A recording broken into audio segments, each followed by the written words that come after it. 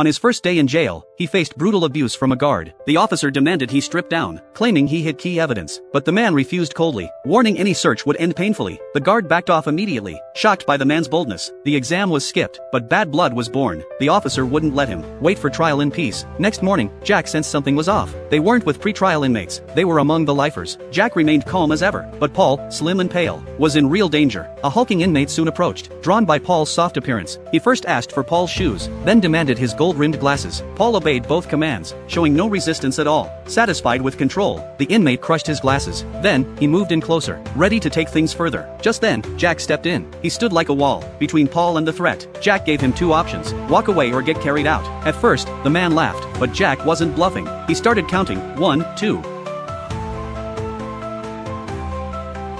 The room fell silent. Paul watched, stunned. The bully backed off quickly. Jack even took his sunglasses, as payback for the trouble. From that day on, Paul never left Jack's side. He knew Jack meant safety. In a place like this, to earn his trust, Paul shared his real story. A group forced him into a financial fraud scheme. They used his skills and threatened his family's lives. He had seen them do violent things before. Jack noticed some inmates kept watching him suspiciously. To test their intentions, he went to the bathroom. Sure enough, they followed him, surrounding him inside the restroom. One even held a blade, but Jack didn't flinch. He calmly removed his sunglasses, then began the countdown again. 1, 2. Jack exploded into action. He used brutal strength and speed. The gang had no chance. One attacker tried to stab him, but lost an eye instead. By the time guards arrived, the fight was already over. They were horrified, not by Jack, but by their own mistake. They'd placed him in the wrong cell. To cover it up, they moved Jack and Paul to a private isolation cell. If anyone asks, "You've been here the whole time." Jack, unharmed and unbothered, slept peacefully that night. But meanwhile, investigators were digging into his past. Turns out Jack graduated from West Point. He'd earned multiple medals, including the Purple Heart. He solved over 150 cases, captured 20+ fugitives, and won every single trial. The chief was stunned. What's someone like that doing here? That very afternoon, they pulled Jack and Paul out of jail entirely. Detective Roscoe met him outside with important surveillance footage. It showed Jack couldn't have been at the crime scene. With his name cleared, Jack was ready to leave town, but Roscoe invited him to dinner that evening. Without waiting to hear more, Jack changed his mind instantly. He visited a barbershop to clean up for dinner. The place played blues music,